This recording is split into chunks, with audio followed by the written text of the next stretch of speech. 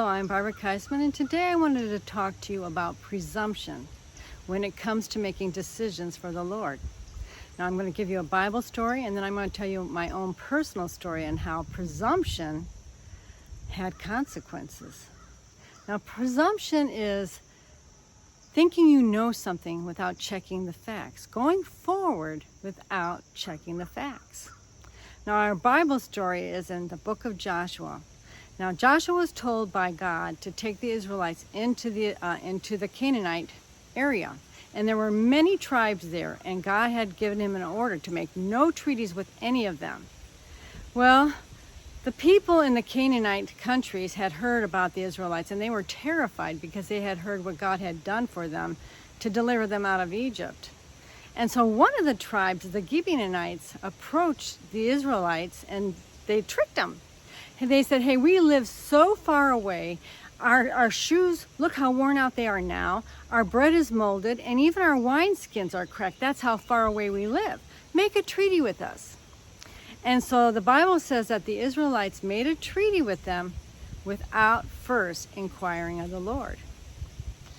Well, 3 days later, the other people in the land of Israel, the Canaanites, had heard that the Gibeonites had made a treaty with Israel, and they came and attacked them. And when they were attacked, the Gibeonites sent a message to the Israelites saying, come protect your servants. Well, that's what they had to do. They had made a covenant with their enemy.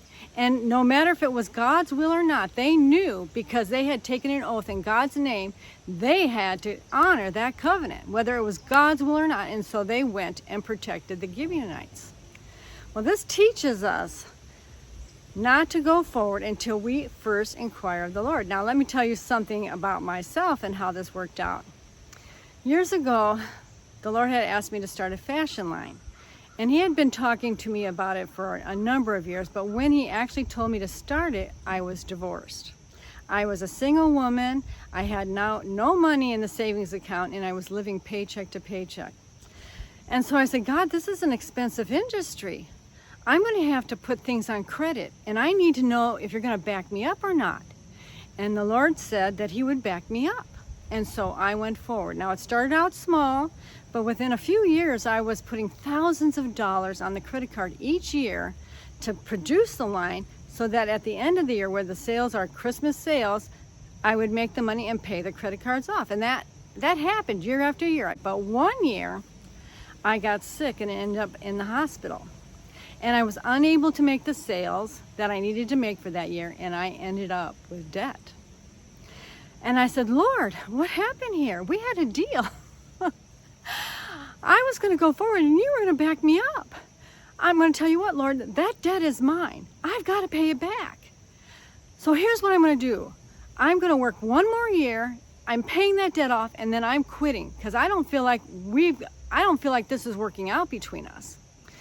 Well, to make that other line, I had to reinvest. I had to buy more fabric, pay to have them made, and so I was making an even bigger credit card debt. But here's what happened. At the end of that year, I had such record sales, I was able to pay off the 2 years of credit card debt and had money left over. Well, that encouraged me to keep going forward. But all I can tell you is, if God is the author of a thing, he will be the finisher of it. If he has told you to do it, he will back it up. But this is risk-taking. I was risk-taking, and I wasn't willing to go forward unless I had asked the Lord's permission. In fact, he is the one who initiated me going forward. We're going to have to perhaps do things risky in the future, because maybe it won't be such good times. I mean, it's easy to start something in good times. But how do you start something when things aren't so good? It's going to take risk-taking, and you're going to need to know whether the Lord is in this with you or not. Don't go forward until you hear from the Lord. Now, another story that happened to us when we were first baby Christians, I'm going to say baby Christians, another Christian who was a pretty mature Christian contacted us. We were photographers, and asked us if we would invest with him to do this project of his. And so he said, hey, this is going to be great. I've heard from the Lord. This is going to be awesome. Would you guys do this with us? And so we thought, okay, we'll do it. Well, what happened was it didn't go so well, and we got stuck with, I think, a $800 bill, which was huge for us at that time. We had to forgive the debt. We forgave him, but it taught us a valuable lesson. Even though he said he had heard from the Lord, we needed to go hear from the Lord ourselves. Sometimes I have found out that people say they've heard from the Lord, they don't always hear from the Lord. They say, I have faith, I have faith. But what's it based on? What is that faith based on? If it's not hearing from the Lord for your particular situation, I don't really call it faith. I call it hope. I call it dreaming. But if you're risk-taking, and especially if someone else is asking you to risk-take with them, you need to go hear from the Lord, because you know what? That's your debt. That is your responsibility. And we had to eat it. We had some destruction because we didn't first go and hear from the Lord ourselves. I hope this helps, because these are the days when we can see mighty things, great exploits. And it's going to take risk-taking. But don't go forward until you've taken the time to hear from the Lord. He will. The Bible says if you lack wisdom, ask. But when you ask in faith, or don't bother asking at all. That's in James 1. He will answer. He's always answered me, but I've had to wait sometimes for the answer. And sometimes we don't like to wait. We just want to go forward.